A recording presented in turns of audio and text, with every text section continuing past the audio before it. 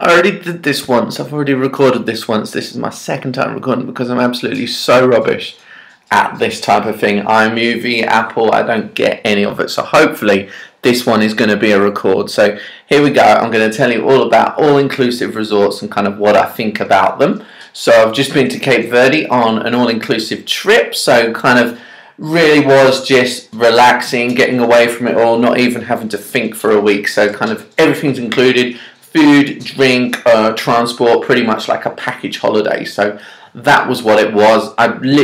We drove into the resort one week and then drove out the week after. So there wasn't any kind of trips out. There wasn't any kind of interest in anything else on the island. So I will confess, I don't know what the natural flora or fauna is or anything about the culture. So I'm really sorry, but I do go on cultural trips as well. So I've been to India, Japan, where I do immerse myself in the culture. But just once in the year, I need a time where I just go somewhere and it's nice and sunny. I can chill out and just not think about anything. So package holidays, all-inclusive holidays are absolutely perfect for that. So that was what I've been up to.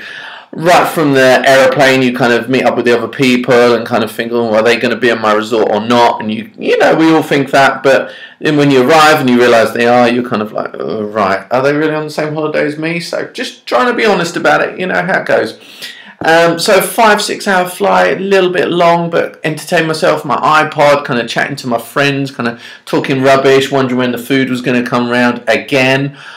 Soon landed, nice warm airport in the sun with like canopies overhead, so to keep the shade off. Queued for a little while, but I don't like moaning, so I just grinned and bared it. So fine. Resort, brilliant. We were driven there in a coach on really rough roads, like kind of Coronation Street cobbles, so it's quite an unmade type of island, which was quite entertaining. It almost looks like a bit of a moonscape, so really kind of untouched by a tourist hand, really. So we were in the far corner of the island, so no other villages for miles around. So it really was reclusive and exclusive, I suppose you would say.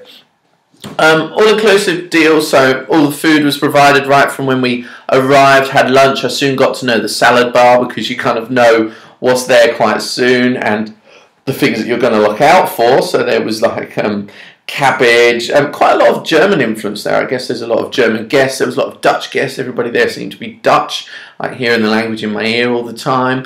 Yeah, so you just eat too much on that sort of holiday, and even if it's healthy food, you know, very often I'd find food that I liked and I kind of put all this food together, but then I liked it so much that I then had it twice and I went back and had exactly the same meal 10 minutes after. So that's absolutely crazy. I don't know why we do it, and having more breakfast than you would ever have, you know, at home in a day, that type of food. So really lots of food on that type of holiday.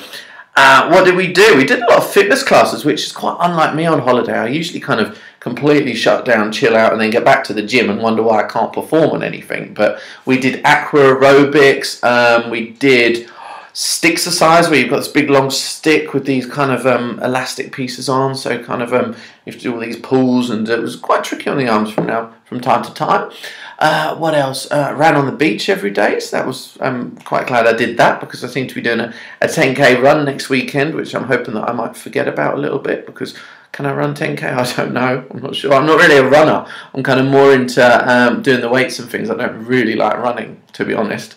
So we did the fitness, did the all-inclusive. We kind of sat around having drinks, having nice coffees from the secret bar in the corner that nobody knew about. So, you know, that was, I'm sure everybody then knew about it after we left, and then they had to keep making nicer coffees throughout the season. So I get best of the staff were like, oh God, really?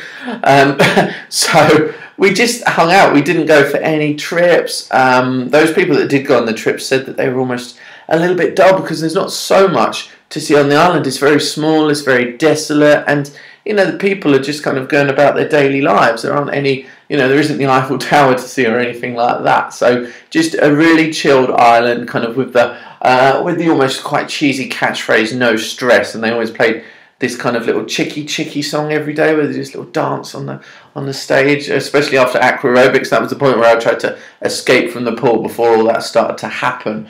In the evenings there was entertainment, so you know the like almost dance shows, because they weren't singing; they were kind of like miming along to say Gaga or Madonna. I miss Madonna. She was the day after we left. That would have been quite good for a laugh. But yeah, it was good. We met some nice people. We hung out. We went to the little club that was on site as well. That was pretty cool.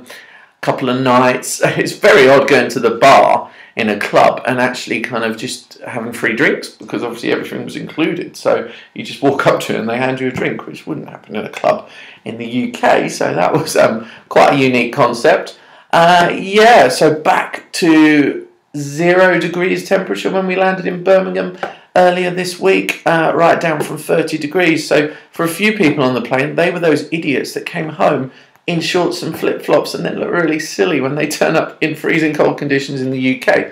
I was a little bit bad in a t-shirt and flip-flops, so I've never done that before and I felt very ashamed of myself. But, you know, back home now, have I got the holiday blues? I'm not sure, because I'm going to Milan in 2 weeks' time, so sorry, just had to boast. That's about it for my YouTube video. Let's hope I can upload this successfully and keep it just to the neat 6 minutes. See you.